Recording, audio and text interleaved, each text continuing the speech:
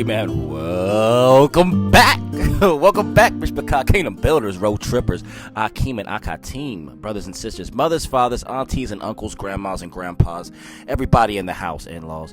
Welcome back to the road trip, man. If you're new here, my name is Aharon the Scribe. I'm just here to read for you. That's it. I'm just here to read. I'm just scribing for you. Not really going too deep into things. Every once in a while, we might touch a point here or there, but we're just giving, milk and honey, just milk and honey, right? If you want those meat and potatoes, man, there's some other channels out here. I got a lot of my ox, man, my big brothers out here who are really working hard, man, doing the Most High's work out here with this meat and potatoes. They be bringing really, really good lesson plans that are full of good scribing, good references, prescripts, precepts on precepts, lines on lines.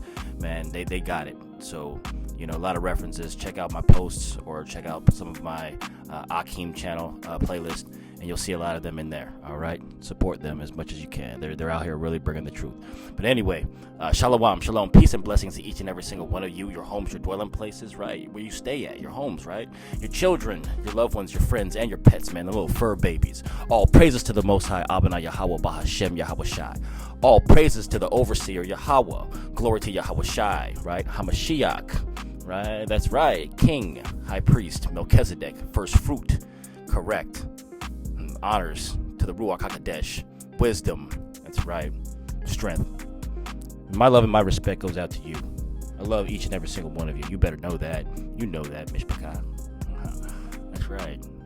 Soldiers, we're all members in one body. I love you. So, with all the pleasantries out the way, where are we? We're back in Jasher. That's right. Safar Hayashar, chapter 76. That's where we're going to start off, correct? Yeah, we did 72 through 75. That's right. Sometimes I forget. We put so many together. All right, so we're going to start off on 76 right now. If you want to follow along with me, that would be great.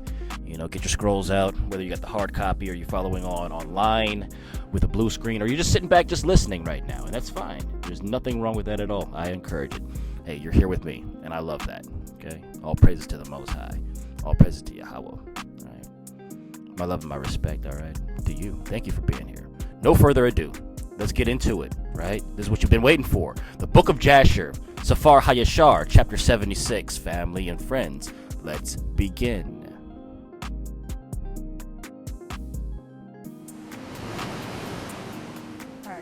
Take them back.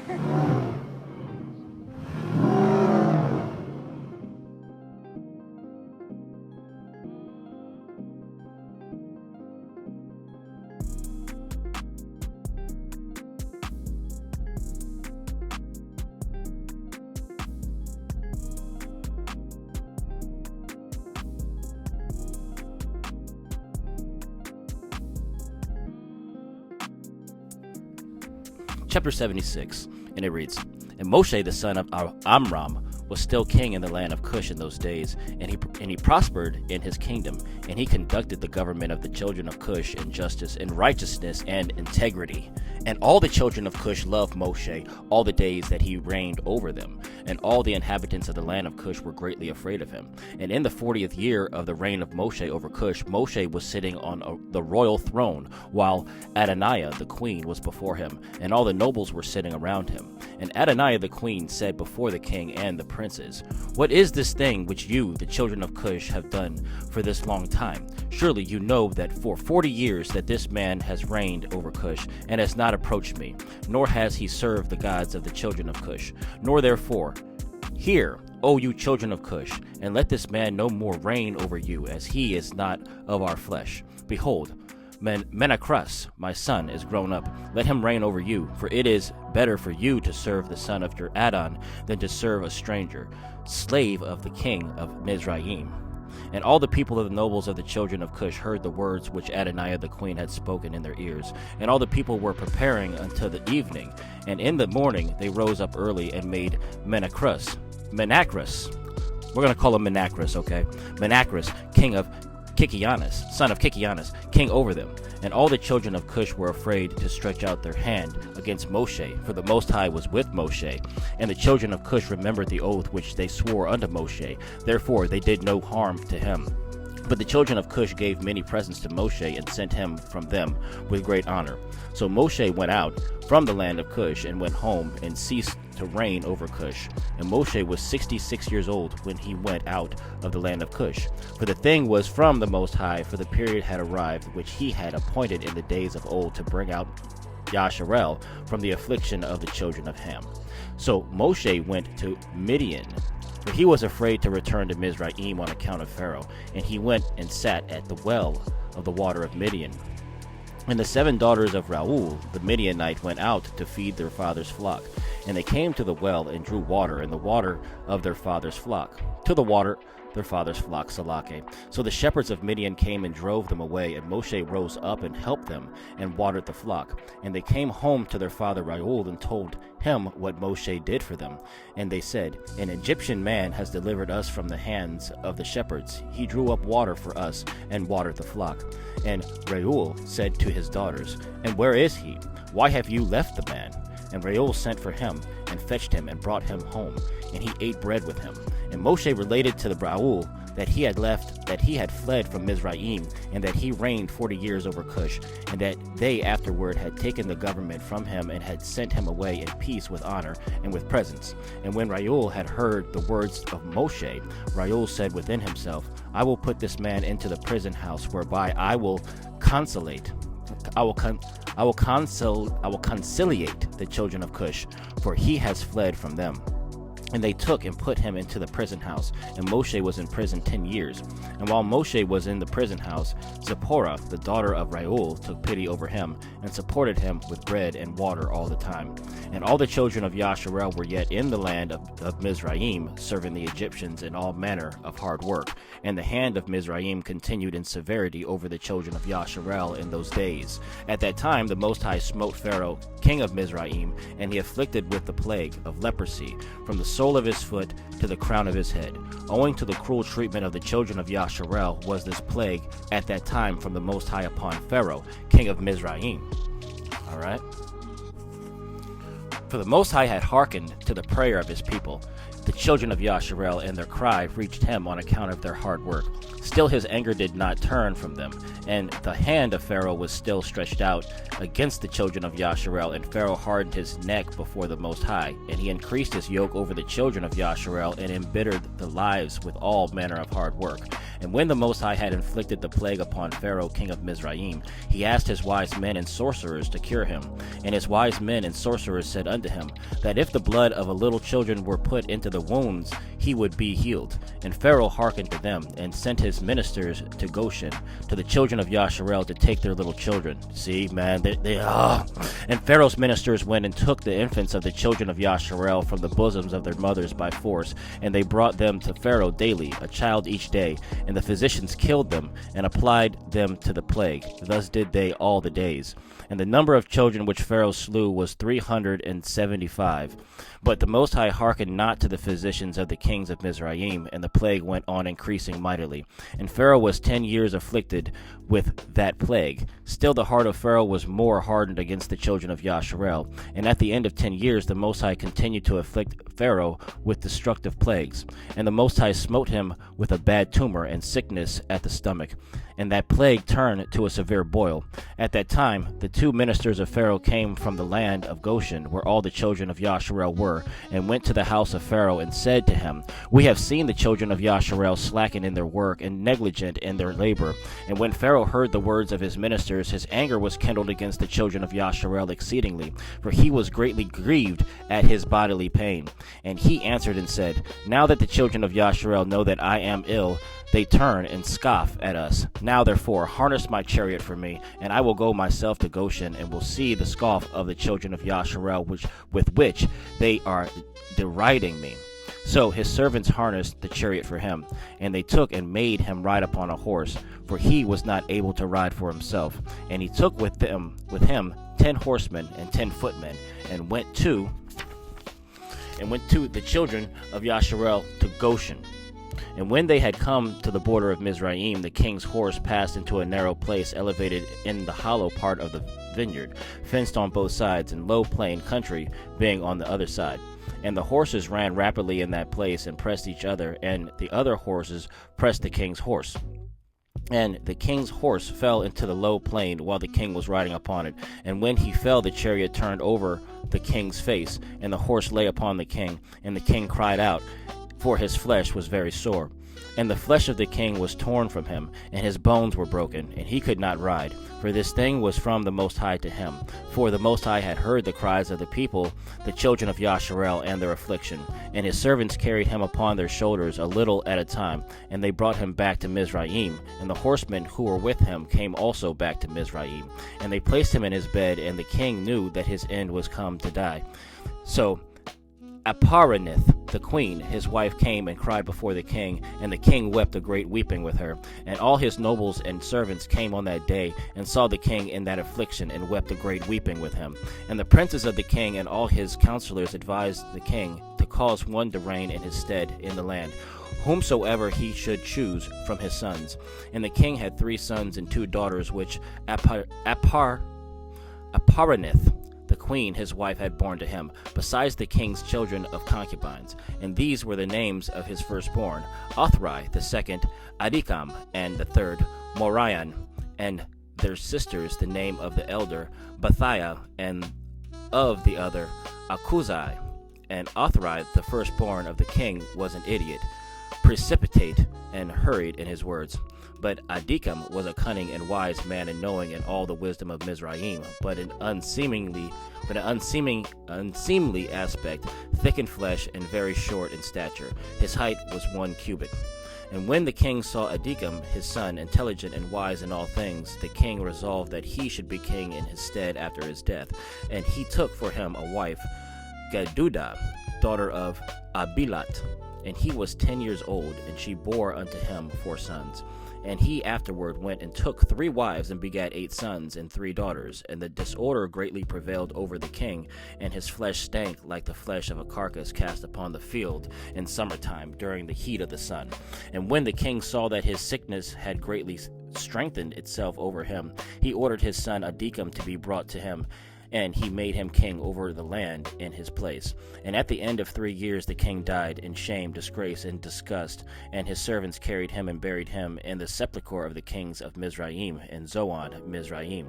But they embalmed him not, as was usual with kings, for his flesh was putrid, and they could not approach to embalm him on account of the stench. So they buried him in haste, for this evil was from the Most High to him. For the Most High had paid him back evil for the evil which in his days he had done unto Yasharel.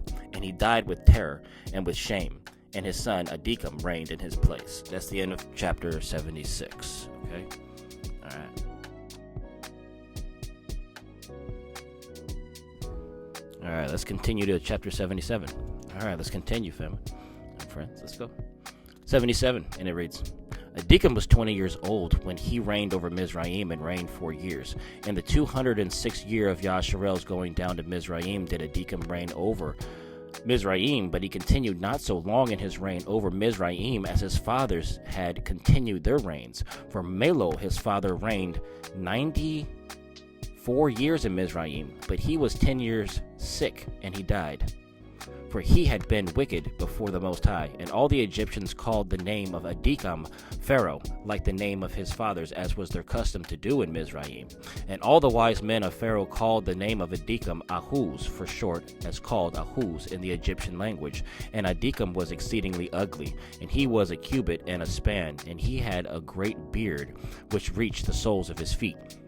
And Pharaoh sat upon his father's throne to reign over Mizraim, and he conducted the government of Mizraim in his wisdom. And while he reigned, he exceeded his father in all the preceding kings and wickedness, and he increased his yoke over the children of Yasharel. And he went with his servants to Goshen to the children of Yasharel, and he strengthened the labor over them. And he said unto them, Complete your work each day's task, and let not your hands slacken from our work from this day forward, as you did in the days of my father.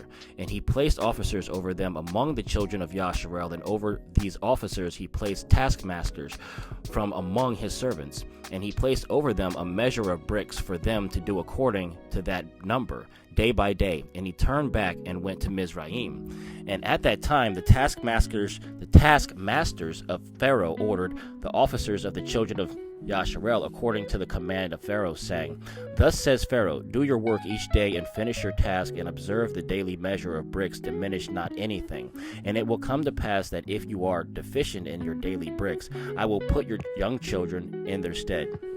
And the taskmasters of Mizraim did so in those days as Pharaoh had ordered them. And whenever any deficiency was found in the children of Yasharel's measure of the daily bricks, the taskmasters of Pharaoh would go to the wives of the children of Yasharel and take infants of the children of Yasharel to the number of bricks deficient.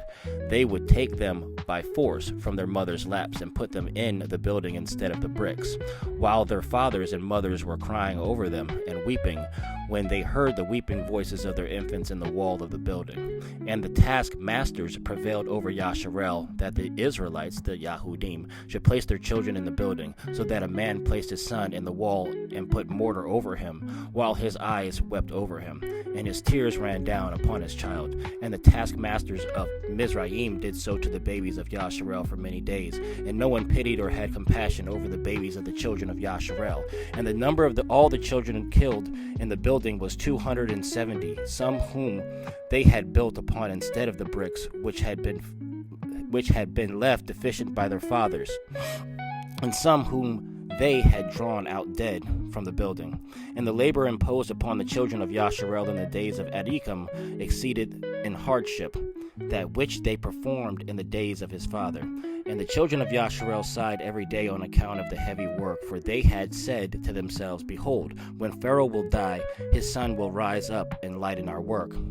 And they increased the latter work more than the former. And the children of Yasharel sighed at this, and their cry ascended to Yahweh on account of their labor.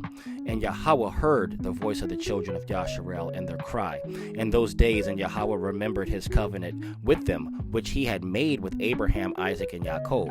And Yahweh saw the burden of the children of Yasharel and their heavy work in those days, and he determined to deliver them. And Moshe, the son of Amram, was still confined in the dungeon in those days, in the house of Reuel the Midianite. And Zipporah, the daughter of Reuel, did support him with food secretly day by day.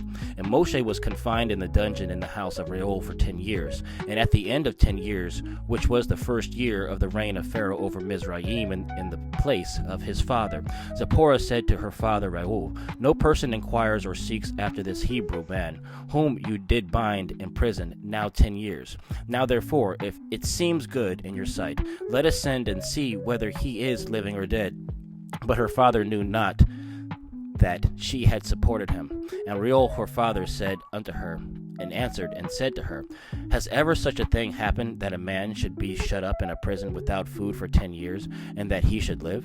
And Zipporah answered her father, saying, Surely you have heard that Yahweh of the Hebrews is great and awful, and does wonders for them at all times. It was who delivered Abraham from Ur of the Chaldeans, and Isaac from the sword of his father, and Yaakov from the angel of the Most High, who wrestled with him at the ford of Jabbok. Also, with this man has he done many things. He delivered him from the river in Mizraim, and from the sword of Pharaoh, and from the children of Cush. So also can he deliver him from famine, and make him live. And the thing seemed good in the sight of Reuel, and he did according to the word of his daughter, and sent to the dungeon to ascertain what became of Moshe. And he saw, and behold, the man Moshe was living in the dungeon, standing upon his feet, praising and praying to the Most High Yahweh of his ancestors. And Reuel commanded Moshe to be brought out of the dungeon. So they shaved him, and they changed his prison garments, and they ate bread. And afterward Moshe went into the garden of Reuel, which was behind the house, and he there prayed to the Most High his Elohiah, who had done mighty wonders for him. And it was that while he prayed, he looked opposite to him, and behold, a sapphire stick was placed in the ground, which was planted in the midst of the garden. And he approached the stick, and he looked, and behold, the name of the Most High Elohiah of hosts was engraved thereon, written and developed upon the stick. And he read it, and stretched out his hand, and he plucked it like a forest tree from the thicket, and the stick was in his hand. And this is the stick with which all the works of our Elohia were performed, after he had created heaven and earth, and all the host of them, seas, rivers, and all their fishes. And when Yahweh had driven Adam from the Garden of Eden, he took the stick in his hand and went and tilled the ground from which he was taken. And the stick came down to Noah and was given to Shem, his descendants, until it came into the hand of Abraham the Hebrew. And when Abraham had given all he had to his sons Isaac, he also gave to him this stick.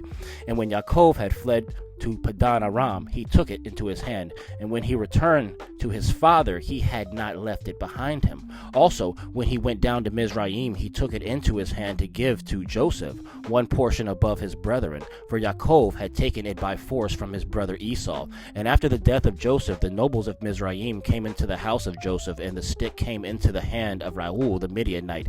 And when he went out to Mizraim, he took it in his hand and planted it in this garden. And all the mighty men of the Kenites tried to pluck it when they endeavored to get Zipporah his daughter, but they were unsuccessful. So that stick remained planted in the garden of Reuel until he came who had a right to it and took it. And when Reuel saw that the stick in the hand of Moshe, he wondered at it, and he gave him his daughter Zipporah for a wife. And that's the end of chapter 77. All right, cool. Want to continue? Well, I do. Let's get some more. Let's continue to read some more. How do you feel about it? Y'all doing okay? All right, let's get some more of these scrolls. Let's go. Hallelujah. All right, let's continue then. Let's get some more. Chapter 78, and it reads, At that time died Baal Chanan, son of Akbor, king of Edom, and was buried in his house in the land of Edom. And after his death, the children of Esau sent to the land of Edom and took from there a man who was in Edom, whose name was Hadad, and they made him king over them in the place of Baal Chanan, their king. And Hadad reigned over the king of Edom 48 years, and when they reigned, he resolved to fight against the children of Moab to bring them under the power of the children of Esau as they were before, as he was not able, because the children of Moab heard this thing, and they rose up and hastened to elect a king over them from among their brethren. And they afterward gathered together a great people and sent to the children of Ammon their brethren for help to fight against Hadad king of Edom. And Hadad heard that the thing which the children of Moab had done, and was greatly afraid of them, and refrained from fighting against them. In those days Moshe the son of Amram in Midian took Zipporah, the daughter of Reuel the Midianite, for a wife. And Zipporah walked in the ways of the daughters of Jacob, Yaakov. She was nothing short of the righteousness of Sarah, Rebekah, Rachel, and Leah. And Zipporah conceived and bore the son, and she called his name Gershom, for he said, I was a stranger in a foreign land. But he circumcised not his foreskin at the command of Reuel his father-in-law. Verse 10. And she conceived again and bore a son, but circumcised his foreskin and called his name Eleazar. For Moshe said, Because the Most High Yahweh of my fathers was my help and delivered me from the sword of Pharaoh. And Pharaoh king of Mizraim greatly increased the labor of the children of Yasharel in those days, and continued to make his yoke heavier upon the children of Yasharel. And he ordered a proclamation to be made in Mizraim, saying, Go no more straw, give no more straw, give no more straw to the people to make bricks with. Let them go and gather themselves straw as they can find it. Also, the tale of bricks, which they will let them give each day, and diminish nothing from them. For they are idle in their work. And the children of Yasharel heard this, and they mourned and sighed. And they cried unto the Most High on account of the bitterness of their souls. And the Most High Yahweh heard the cries of the children of Yasharel, and saw the oppression with which the Egyptians oppressed them. And the Most High Yahweh was jealous of his people and his inheritance, and heard their voice, and he resolved to take them out of their affliction of Mizraim, to give them the land of Canaan for a possession. All right, that's the end of chapter 78. So, whatever. Okay, cool. All right, so we did 76, 77, and 78. All right. So, should we get 79? Yeah, of course. Yeah, let's get chapter 79 and finish it up with that. And then we'll start again on 80, the next one. All right, sound good with y'all? Sounds good to me. All right, let's dive back in. All right, let's get this work. All right, let's begin. Chapter 79, and it reads, And in those days Moshe was feeding the flock of Reuel the Midianite, his father-in-law, beyond the wilderness of Sin. And the stick which he took from his father-in-law was in his hand. And it came to pass one day that a kid of goats strayed from the flock, and Moshe pursued it, and it came to the mountain of Yahweh, to Horeb. And when he came to Horeb, the Most High appeared there unto him in a bush, and he found the bush burning with fire. But the fire had no power over the bush to consume it. And Moshe was greatly astonished at this sight, why the bush was not consumed. And he approached to see this mighty thing. And the Most High called unto Moshe out of the fire, and commanded him to go down to Mizraim, to Pharaoh king of Mizraim, to send the children of Jasher from his service. And the Most High said unto Moshe, Go return to Mizraim, for all those men who sought your life are dead. And you will speak unto Pharaoh, and send out the children of Jasher from this land. And the Most High commanded him to do signs and wonders in Mizraim before the eyes of Pharaoh and the eyes of his subjects, in order that they might believe that the Most High had sent him. And Moshe hearkened to all that the Most High had commanded him, and he returned to his father-in-law and told him the thing. And Reuel said to him, Go in peace. And Moshe rose up to go to Mizraim, and he took his wife and sons with him. And he was at an inn in the road, and an angel of the Most High came down and sought an occasion against him. And he wished to kill him on occasion of his firstborn son, because he had not circumcised him, and had transgressed the covenant which the Most High had made with Abraham. For Moshe had hearkened to the words of his father-in-law, which he had spoken to him, not to circumcise his firstborn son, therefore he circumcised him not. And Zipporah saw the angel of the Most High seeking an occasion against Moshe, and she knew that this thing was owing to his not having circumcised her son Gershom. And Zipporah hastened and took of a sharp rock stone that were there, and she circumcised her son, and delivered her husband and her son from the hand of the angel of the Most High. And Aharon the son of Amram, the brother of Moshe, was in Mizraim, walking at the riverside on that day. And the Most High appeared to him in the place, and he said to him, Go now toward Moshe in the wilderness. And he went and met him in the mountain of Yahweh, and he kissed him. And Aharon lifted up his eyes and saw Zipporah, the wife of Moshe, and her children, and said unto Moshe, Who are these unto you? And Moshe said unto him, They are my wife and my sons, which Yahweh gave to me in Midian. And the thing grieved Aharon on account of the woman and her children. And Aharon said unto Moshe, Send away the woman and her children, that they may go to her father's house. And Moshe hearkened to the words of Aharon, and did so. And Zipporah returned with her children, and they went to the house of Reuel, and remained there until the time arrived when the Most High had visited his people, and brought them out of the land of Mizraim from the hand of Pharaoh. And Moshe and Aharon came to Mizraim, to the community of the children of Jasher, and they spoke to them all the words of the Most High, and the people rejoiced in exceedingly great rejoicing. And Moshe and Aharon rose up early on the next day, and they went to the house of Pharaoh, and they took in their hands the stick of Yahweh. And when they came to the king's gate, 2 young lions were confined there with iron instruments, and no person went out or came in from before them, unless those whom the king ordered to come.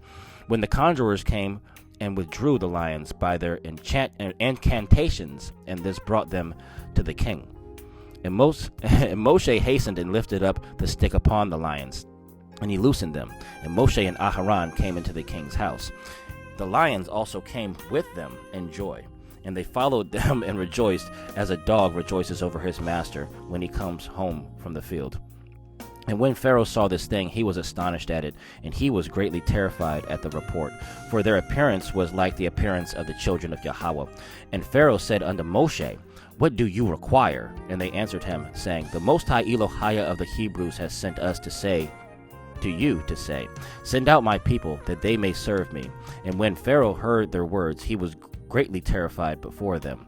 And he said to them, Go today and come back to me tomorrow. And they did according to the word of the king. And when they had gone, Pharaoh sent for Balaam the magician, and to Jannes and Jambres his sons, and to all the magicians and conjurers and counselors which belonged to the king, and they all came and sat before the king. And the king told them all the words which Moshe and his brother Aharon had spoken to him. And the magician said to the king, "But how did the men come to you with the lions which were confined at the gate?" And the king said, "Because they lifted up their rod against the lions and loosed him, and came to me. And the lions also rejoiced at them, as a dog rejoices to meet his master." And Balaam the son of Beor the magician answered the king, saying, "These are none else than magicians like ourselves. Now therefore send for them, and let them come, and we will try them." And the king did so. And in the morning Pharaoh sent for Moshe and Aharon to come before the king, and they took the rod of Yahweh and came to the king and spoke to him, saying, "Thus saith the Most High Elohim of the Hebrews, Send my people that they may serve me." And the king said to them, "But who will believe you that you are the messengers of the Most High, and that you come to me by his order? Now, therefore, give a wonder or a sign in this matter, and then the words which you speak will be believed." And Aharon hastened and threw the rod out of his hand before Pharaoh and before his servants, and the rod turned into a serpent. And the sorcerers saw this, and they cast each man his rod upon the ground, and they became serpents. And the serpent of Aharon's rod lifted up its head and opened its mouth to swallow the rods of the magicians. And Balaam the magician answered and said, "This thing has been from the days of old, that a serpent should swallow its fellow, and that living things devour each other. Now, therefore, restore it to a rod, as it was at first, and we will also restore our rods as they were at first. And if your rod will swallow our rods, then will we know that the Spirit, the Ruach of the Most High Yahweh, is in you. If not, you are only a craftsman like unto ourselves." And Aharon hastened and stretched out his hand and caught hold of the serpent's tail, and it became a rod in his hand. And the sorcerers did the like with their rods, and they took hold, each man of the tail of his serpent, and they became rods as the first. And when they were restored to rods, the rod of Aharon swallowed up their rods. And when the king saw this thing, he ordered the books of records that related to the kings of Mizraim to be brought. And they brought the book of records, the chronicles of the kings of Mizraim, in which all the idols of Mizraim were inscribed. For they thought to finding therein the name of Jehovah, but they found it not. And Pharaoh said unto Moshe and Aharon, "Behold, I have not found the name of your Elohim written in this book, and his name I know not, Yahweh." And the counselors and wise men answered the king, "We have heard that the Most High of the Hebrews is a son of the wise, the son of ancient kings." And Pharaoh turned to Moshe and Aharon and said to them, "I know not the Most High whom you have declared, neither will I send his people." And they answered and said to the king, "The Most High Elohim, Yahweh, Elohim of Elohims is his name, Yahweh is his name, and he proclaimed his name over us from the days of our ancestors, and sent us, saying, Go to Pharaoh and say unto him, Send my people that they may serve me. Now therefore send us that we may take a journey for 3 days in the wilderness, and there may sacrifice to him. For from the days of our going down to Mizraim, he has not taken from our hands either burnt offering, oblation, or sacrifice. And if you will not send us, his anger will be kindled against you, and he will smite Mizraim either with the plague or with the sword." He's telling them straight up, right? Verse 49.